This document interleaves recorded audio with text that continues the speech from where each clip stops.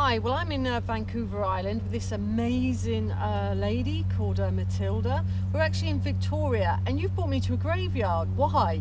I brought you to Ross Bay Cemetery, one of our oldest graveyards in Victoria, and it's got a lot of history to it, and I just thought you might be interested. How are you liking it so far? It's been quite a strange journey because we found some very unusual graves which we may touch upon later, but really we were looking at the energy here, weren't we? And in Dowsing terms and in historical terms and from your tradition. So from my point of view, what you've shown me here is certain graves can be very still. They can indeed. A lot of people feel things here, spirit activity, paranormal. A lot of ghost walks are done here because people tend to feel a little bit of ethereal things going on. I don't know whether you feel that, but lots of people do. I felt a kind of heaviness in my solar plexus area, as we were walking around. But tell us about the ghost stories. Oh, there's lots of ghost stories. A lot of famous people are buried here. So James Douglas being one of the most famous, a captain from 1800s. And then of course there's a story where there was this whole place is built right on the water. You can hear that the seaplanes are going over right now. But built right on the water, and there was a big storm which came over the seawall. The water all came over and washed all the graves away. So people's caskets were going down the street, which was horrific. And that, I think, fueled a lot of the stories attached to this graveyard for obvious reasons. Are there any famous occultists buried here? I'm not sure, but there's a book called Michelle Remembers, which is about ritual and satanic practice, and they mentioned this in the book. Whether it's real or urban myth, we're not sure, but it's an interesting read. What do you think draws people here for the ghost walks then? Is it the ghost stories? Do people see things? Do they hear things? They do see things and hear things. There are some very famous photographs that you can get online, Ross Bay Cemetery, which I think if you type that in, you would probably see some of the pictures that are on there and photographs that people have taken of orbs. Lots of orb activity here. A lot of paranormal associations come here from around the world because some people say, and this is where you come in, Maria, that it's on a special ley line. Now, what that means, you'd probably be able to tell your audience. I'm not privy to all of that information, but apparently all Victoria is on a special ley line, and that's why so many people that are interested in the occult come to Victoria, Canada, to figure that out, whether it's real or not.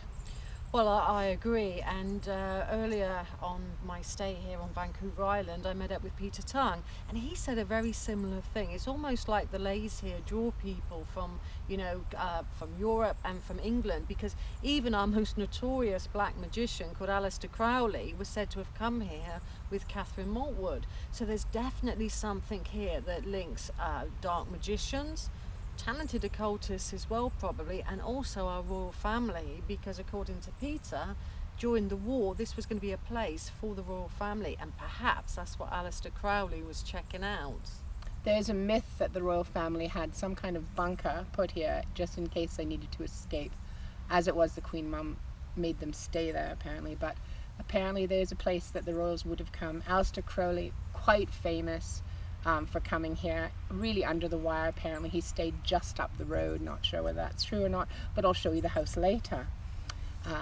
Yeah, lots of history here. A lot of people came here. There's even some speculation that Jack the Ripper actually took solace here when he was being hunted down. Really? I've never heard that. Tell us more. I don't know too much about it, other than he was apparently running, and someone said that had written notes saying that yes, he was here. So do some research, find out. There's a lot going around it. So really we've got Jack the Ripper, we've got Aleister Crowley, we've got Victoria's very famous as well, or a bit like the Glastonbury Zodiac. There's a landscape zodiac here, and when I doused that with Peter Tongue and Zia, what I found was a ley that links directly to a mountain associated with UFOs, and I found that quite interesting, and Peter said yes, exactly, that's it. Loads of UFO activity here, absolutely. There's one very famous incident in 1959 at Jubilee Hospital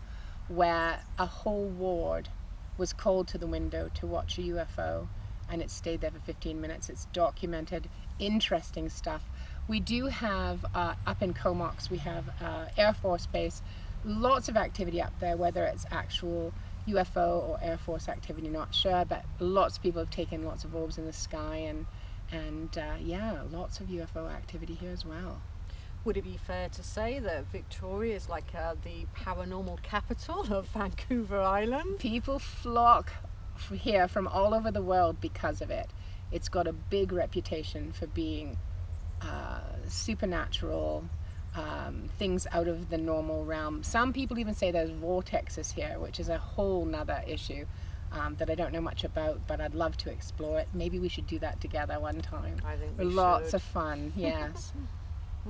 So Mo, you come from a background as well, which has kind of brought on your sensitivity. Would you like to talk about that?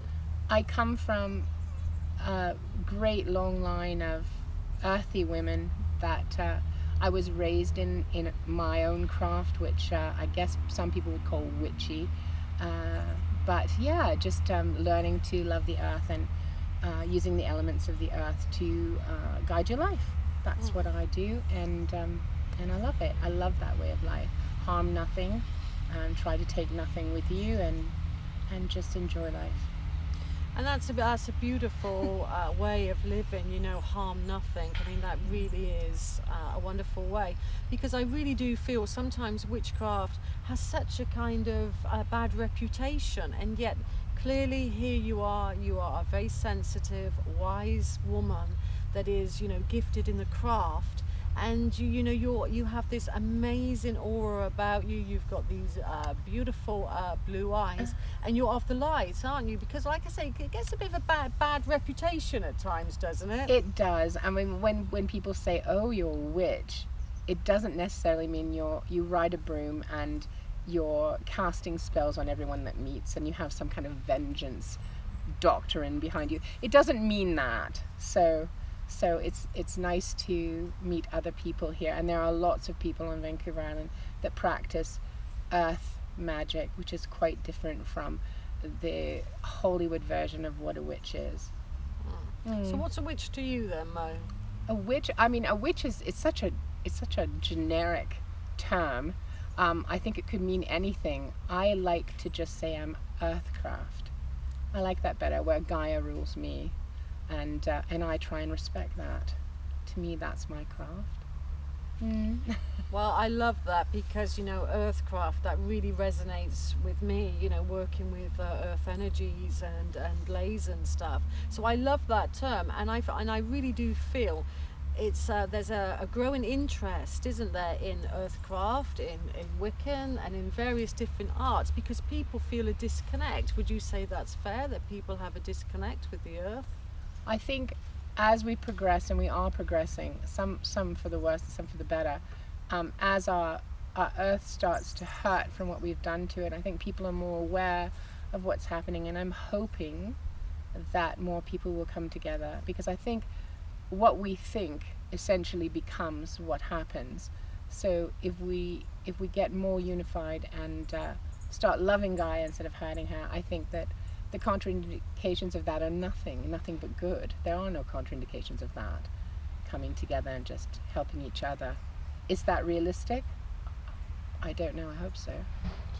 I feel that there's a kind of almost like an inner awakening in most people at the moment, that they do realize that, you know, Gaia is living and breathing. And a lot of people are taking responsibility for that now. I'm certainly meeting people from all over the world that, you know, really do resonate with, you know, we've got to get back, we've got to make a connection back with the earth. I love that term, EarthCraft. It's still buzzing around my mind. So with you, in your tradition of EarthCraft, you say that you harm nothing. Do you practice magic? I do practice. Well, again, that's a really generic grand term for a whole bunch of things. Practice magic. I like to use the elements to help me in my life, so I think that's magic. Some people might argue that with me, but I think it's magic. Pulling the elements in, using Gaia to help me in my everyday life. You use Gaia every day. You talk to Gaia with your rods, yes? Oh, absolutely. I mean, I really do feel, for me, that is the connection. And I feel it's about, connecting to the earth in any way. Even if it's just kicking your shoes off every morning and going out and do a bit of grounding by, feeling the earth beneath your feet, feeling the rain on your face, feeling the air in your hair. It's all about, living on planet Earth in a natural way.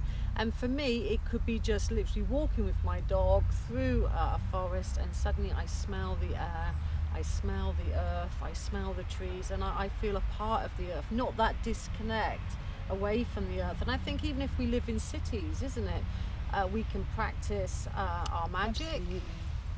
There's something to be said for, you can pretty much anywhere, even if you live in a flat on the 28th floor, you can go down, take off your shoes and step on ground and just connect to Gaia. It's that simple. It's that simple. We forget. We wear these plastic shoes and leather shoes, and just take your shoes off and stand on Gaia and just connect with her.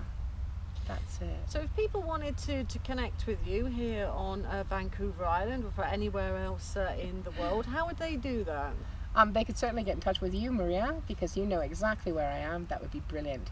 I'm looking forward to working with you more, and I really respect what you do. You're an amazing woman, and I would love you to talk a bit about your school, because I don't know much about it yet. But you have a school that's based in Avebury, yes? That's right, that's right. I run the Avebury School of Esoteric Studies, and I hope to have you on board with that, with doing some of your amazing EarthCraft or whatever you wish to do. Now, I had a reading with you, didn't I? You did. Mo is absolutely fantastic when it comes to the tarot cards, so I would recommend this lady for that. And you use several different decks, don't you? I do. The way of you read cards is very different from how I would read cards. And it's amazing. Tell us about that. Well, I'm actually supposed to make 35 of my own decks. That's what we're supposed to do, but I have been way too lazy, so I use other people's oracle cards to do that. But when I read cards, I like to have the person that I'm reading actually pick the cards out themselves, so I try not to touch them before they do.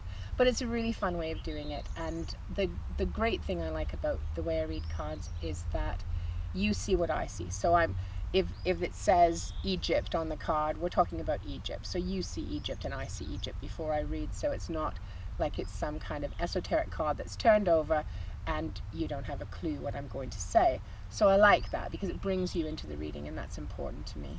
So you use 35 decks of tarot cards in any one reading? I do. The person that I'm reading usually chooses 7 or 8, sometimes 6. That's usually the least that they choose. And yeah, you choose from 35 decks. So. And how many decks did you do my reading from? You chose 7. I chose 7. You chose 7. So yeah, it was really fun. It was a very good reading. It was a very accurate reading. Thank you. And so how long have you been reading the tarot cards for? Since I was 12. Since you were 12. And now I'm 29, so no, just kidding. So quite a while, since I was 12. My nan taught me. It took me 5 years to learn it, 5 years of intense every single day to learn it, but yeah, it was good. So you're a second generation tarot card reader? I'm a 19th generation tarot card reader. You're 19th generation. I don't think I've ever met anyone of a 19th generation. 19? Yeah, our grimoires go back that far. So they used to use French tarot cards, because in the late 17s, early 18s, we used the French ones, but now they make their own. So, other than me, I'm just a big rebel. But so your lineage then with the tarot card reading must go back to the 1700s, the 1800s at least. Yes. So we're written back as far as 1650. That's as far as I can find back. But then speaking goes farther than that. So a lot of stories. But then stories are difficult because it's what's folklore and what's added to it, and people tend to add things to things. So I don't know. Jury's out for me on what exactly has happened in my past, in my ancestral past, but it's interesting. Well, that's fascinating that your lineage goes back to 1650. I find that staggering and absolutely amazing. So all the while, where were your family from, for instance? A lot of the family were born by the New Forest, which is not really a new forest, is it? But New Forest, look it up, it's good. And animals were left to be there. The king determined, the king determined that the animals should be left alone. It's a really magical place there, and it's nice that we lived on the edge of that for so many years. And yeah, that's basically where we come from. So what brought you to Vancouver Island? I was born on Vancouver Island. I was born in Victoria and then moved to England, got married and then moved back again, went to school in England as a child. And so I just came back. I was drawn to come back. So I'm half time in England, half time here, but eventually I will probably just remain here, I would think. Yeah. Well, for me, Victoria is a magical place. You know, it has the landscape really zodiac. is. It has, it does have an air about it. I mean, I was talking to Peter Tung, and we both felt it has a kind of really strong feminine presence. I found like feminine lays here. What's your take on that? I don't know. I'd love to be with you when you do one of the feminine lays. I'd love to feel that. I have not felt that yet, but that would be really interesting to me. Yeah, when I first came here in the first couple of days, I had a look at the island of Vancouver Island and did some map dowsing and came across two very strong lays. One was a feminine lay that comes in to Souk, and it comes in and it's almost like it's a womb of water where the energy line comes in or goes away from, depending on your perspective, and that's where other dowsers apparently had got that as well, so I was quite pleased that that was confirmed. And also you have Sasquatch here. We do. They're on the island, up the island. We have seen them. I just did kind of a stint with Dawn Kirkham where we'd called people in to talk about it, and there are Sasquatch here apparently. I've never seen one. I long to see one, so if you're a Sasquatch, get in touch with me. I'd love to talk to you. But no, apparently there are, and also in BC, the interior of BC as well. Lots there apparently. Because on the north of this island, if I'm correct, it's hardly inhabited, isn't it? It's like, it is it's not natural. There are a few towns up there, but for the most part, it's desolate. When you get to the tip of the island, about 8.5 hours drive from here. But yeah, it's pretty desolate, so lots going on. It's been fascinating talking to you, Mo. I want to talk to you again and have another interview. So thanks for bringing me here to Ross Bay Cemetery and talking about the paranormal and your experiences. Thank you so much for having me.